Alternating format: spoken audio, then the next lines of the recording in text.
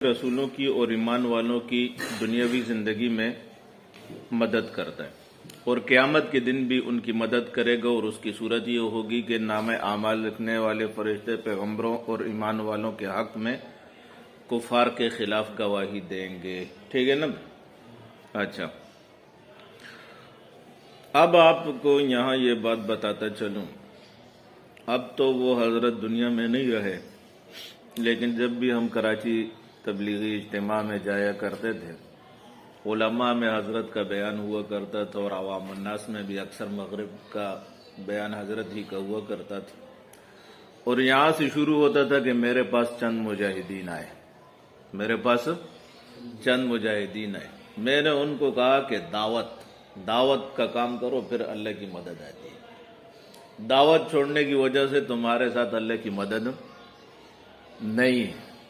اور جو نا غزوہ احد میں مسلمانوں نے ایک بات نہیں مانی پیغمبر علیہ السلام کی، تو فتح شکست میں تبدیل ہو گئی، اور جب تم کو فتح نہیں ملتی تو اس کا مطلب ہے تم نے پورے پیغمبر کی پوری اتباع نہیں کی۔ ٹھیک ہے نا بھائی؟ یہ اس کی جہالت تھی، یہ اس کی کیا تھی بھائی؟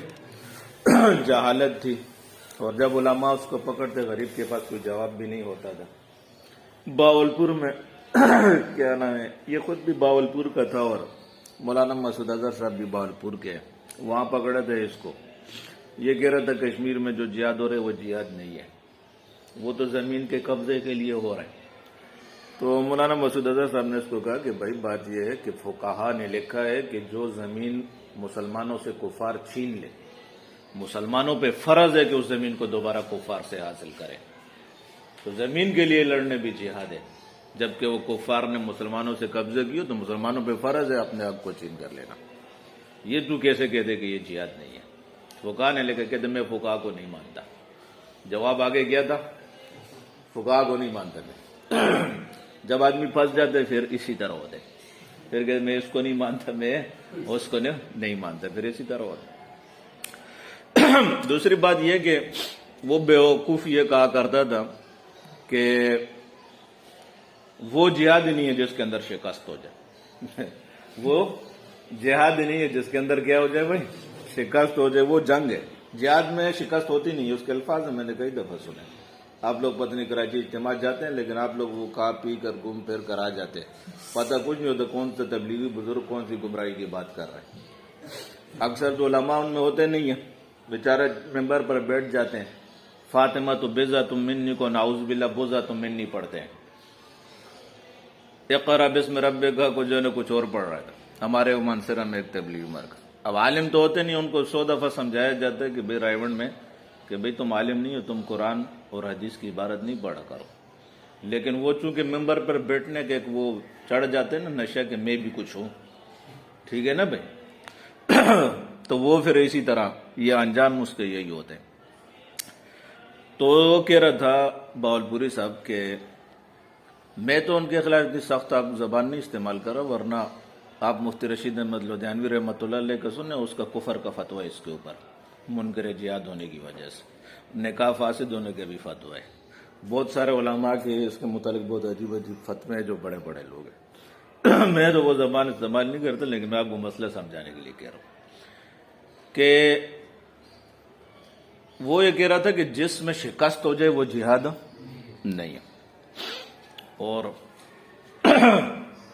اس کی ایک عجیب حرکت آپ کو بتاؤں، جب طالبان پہ حملہ ہوا افغانستان میں، تو اس ہفتے کو جو شب جمعہ تھا ہم لوگ وہاں پر گئے تبلیغی مرکز، اور کراچی میں تبلیغوں کو خدا ہدایت دے ہر وقت اس کو ممبر پر چڑھایا ہوا تھا۔ جب ہم گئے وہاں شب جمعہ میں بیان سننے کے لیے بیٹھے، تو یہ احمد باولپوری صاحب کو بٹھانے وہ بیان کے لیے بیٹھا دی، اور اس میں مجمع بہت زیادہ تھا، کیونکہ اکثر لوگ اس سے گئے تھے کہ آپ تبلیغ والے کیا کہیں گے، امریکہ نے تو حملہ کر دیا، لیکن تبلیغ والوں نے کہاں جہاد کا کہنا ہے؟ انہوں نے تو یہی کہنا کفار تم کو مارے لیکن تم کو اس کو دعوت دیتے رہو۔ انہوں نے بیچاروں نے پڑھا ہی ہے، دین تو پڑھا اور سیکھا تو ہے نہیں ہے، یہی پڑھا ہے انہوں نے، اور سمجھاؤ تو سمجھتے نہیں ہیں، کیونکہ وہ خود ہی علماء ہیں، تو علماء کی کام بات ان کی سمجھ میں۔ اس کو ممبر پر بٹھایا، اس نے بیان یہاں سے شروع کیا، تو ہم نے دیکھا اللہ کی مدد نہیں آئی، جب وہ طالبان پیسپا ہو گئے نا، بہت زیادہ بمباری ہو رہی تھی، کئی دن تک تو امریکہ بمباری کر رہا تھا، ایک بھی نشانے پہ نہیں لگ رہا تھا، اور ایک انچ بھی امریکہ جو ہے کئی ہفتے تک طالبان سے باوجود اتنی بمباری کی نہیں کی. لیکن پھر جب انہوں نے ادھر ادھر ہر قسم کے وہ کلسٹر بم استعمال کرنے شروع کیے تو عوام الناس بہت زیادہ اس سے متاثر ہو رہی تھی. تو پھر اس لیے انہوں نے جگہ چھوڑی تاکہ یہ نیچے اترے، پھر گوریلا جنگ میں ان کے ساتھ دیکھیں گے. تو اس کو اس نے کہا دیکھو تم نے دیکھا اللہ کی مدد نہیں آئی، اللہ کی مدد نہیں آئی، اگر یہ جہاد ہوتا. یہ تبلیغی مرکز پر ممبر پر بیٹھ کر وہ یہ کہہ رہا تھا کہ اگر یہ حق پر ہوتے تو اللہ کی مدد آتی. تم نے دیکھا اللہ کی مدد نہیں آئی، ڈنڈے سے شریعت نہیں نافذ ہوتی. یہ باتیں وہ کر رہے تھے. اسی وقت مجمع سے کئی علماء طلباء اٹھ کر چلے گئے، سمجھ آئے گا نا، سب اٹھ کر چلے گئے لعنت بیچتے ہوئے اس کو. اور قابل بھی وہ اسی کے تھا. قرآن حدیث کو جب سمجھے نہیں جو ایسے ہی ہوتے. بخاری شریف کے اندر حدیث ابو سفیان ہرقل کے دربار میں تھا، تجارت کے لیے وہاں گئے ہوئے تھے. ہرقل نے پوچھا کہ تمہارے ہاں ایک شخص محمد جو نبوت کا دعویٰ کرتا ہے، میں اس کے متعلق تم سے سوال کرنا چاہتا ہوں. باقیوں کو پیچھے بیٹھایا عرب کو، اور اس کو آگے بٹھائے سفیان کو، ابو سفیان کو، حضرت معاویہ کے والد، اور ان کو کہا جس بات یہ جھوٹ بولے تو آپ نے مجھے بتانے کی یہ غلط کیا ہے. ان کو پیچھے بیٹھائے، آگے بیٹھائے. تمام باتوں کا ابو سفیان نے صحیح جواب دیا، ٹھیک ہے نا بھائی. اور وہ تصدیق کرتا رہا ہرقل، یہ بخاری میں آپ پڑھ لیں گے کہ ہاں واقعی پیغمبر اسی طرح ہوتے. اور ہرقل کوئی عام آدمی نہیں تھا، بادشاہ تھا اور تورات انجیل کا عالم تھا. وہ سمجھ میں آئی نا بھائی؟ ہاں، لیکن بادشاہ تھے. ایک حربہ اس نے یہ بھی استعمال ایک کیا تھا، وہ میں پھر آپ کو کبھی سناؤں گا، لوگوں کو دیکھنے کے لیے. جب اس نے دیکھا کہ لوگ نہیں اس کے بات ماننے تو اس نے کہا میں مذاق کر رہا تھا. سمجھ میں نا. پہلے وہ لوگوں کو اس نے بلایا کہ اس طرح محمد آئے، وہ میں جہاں بیٹھا ہوں اس زمین کے بھی وہ مالک بنیں گے، وہ نبی ہے آخری ہے سچا، یہ وہ سب باتیں کی. اور کہا کہ جو ہے نا مان لو تم سب. لوگوں نے نا، درباریوں نے آپس میں کچھ شروع کر لیا کہ یہ کیا کرے، اس کا دماغ خراب ہو گئی، یہ وہ. تو جانے لگے تو اس نے آگے سے دروازے اس نے بند کروائے تو اس نے لوگوں کا واپس آ جاؤ، میں یہ چیک کر رہا تھا کہ تم اپنے دین پر کتنے پختہ ہو. تو یہ بادشاہ کی لالچ جو ہے نا، یہ اس کو قبول کرنے پر جو ہے نا اسلام اور ایمان کے نہیں چھوڑے اس نے. تو بہرحال اس نے ابو سفیان سے پوچھا کہ تمہارے اور ان کے درمیان کبھی جنگ ہوتی ہے؟ تو ابو سفیان نے کہا ہوتی ہے.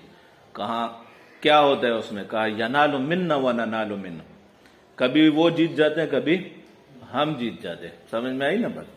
اور صورتاً شکست تو ہوتی ہے. احد میں جو ہے نا پیغمبر علیہ السلام خود موجود تھے، بظاہر شروع میں شکست ہوئی، ٹھیک ہے نا بھائی. اچھا، قاعدہ کلیہ اس آیت میں یہ اللہ نے بیان فرمایا کہ میں اپنے رسولوں کا اور ایمان والوں کی کیا کرتا ہوں؟ مدد کرتا ہوں. تو اب کبھی کبھی کفار کو بھی غلبہ حاصل ہو جاتا ہے، تو اس کا جواب یہ دیا مفسرین نے کہ بھئی وہ صورتاً غلبہ ہوتا ہے. وہ کیا ہوتا ہے؟ وہ صورتاً غلبہ ہوتا ہے. آخر انجام غلبہ جو آخر ہوتا ہے وہ مسلمانوں ہی کا ہوتا ہے. ایک بات تو یہ کہی ہے جو کہی تفسیر ابو سعود والے. ایک دوسری بات ہے وہ تفسیر ابن کثیر والے نے کہی، اور بیان القرآن میں مولانا اشرف تھانوی صاحب فرماتے ہیں مجھے یہ بات بہت پسند ہے. یہ تفسیر ابن کثیر والے نے کہا کہ رسولوں کا اور ایمان والوں کی مدد کرنے کا مطلب یہ ہے کہ اللہ تعالیٰ مدد کرنے کی ایک صورت یہ ہوتی ہے بدلہ لینا. مدد کرنے کی ایک صورت کیا ہوتی ہے؟ بدلہ لینا، کہ ظالم پر مظلوم کے اوپر ظلم کر لیا، ظالم نے ہو گیا، اس نے سہ لیا. اب جب ظالم سے بدلہ لیا جائے گا تو وہ مظلوم کی کیا ہوگی؟ مدد ہوگی. تو ابن کثیر فرماتے ہیں کہ یہ مدد کرنے سے مراد ہے بدلہ لینا. یعنی کبھی اگر کفار نے غلبہ پا کر نبیوں کو قتل کیا، ایمان والوں کو قتل کیا، تو اللہ تعالیٰ نے لازماً اس کا بدلہ لیا، اللہ تعالیٰ نے ان کو چھوڑا نہیں ہے. سمجھ میں آئے گی نا بات؟ ہاں، ایسا بھی پھر ہوتا ہے. اور اسی طرح اسی کے اوپر تمام جتنے واقعات قرآن میں انبیاء کے ذکر ہیں وہ سب اس کے گواہ ہیں. اور تاریخی کتابیں بھی یہی کہتی ہیں کہ پیغمبروں کی تکذیب سے اسی طرح عذاب لوگوں کے اوپر آتے رہے. ٹھیک ہے نا بھائی؟ ایک قوم نے پیغمبر کو کنویں میں ڈال کر اوپر پتھر ڈال کے بند کر دیا تھا، اور پھر اوپر رقص کیا تھا ناچے تھے خوشی کے ساتھ کہ ہم یہ ہمارے الہ معبودوں کو غلط کہتا تھا، آج ہم نے ان کا اپنے معبودوں کی مدد کی بدلے لے لی. اور اللہ تعالیٰ نے پھر وہیں زیر و زبر کر کے رکھ دیا ہوں. سمجھ میں آئی نا بھائی؟ تو کیا مطلب ہے بدلہ لینے، یہ مدد کرنے کا انبیاء اور ایمان والوں کی بدلہ لینا، کہ کبھی اللہ تعالیٰ ان کا بدلہ لیتا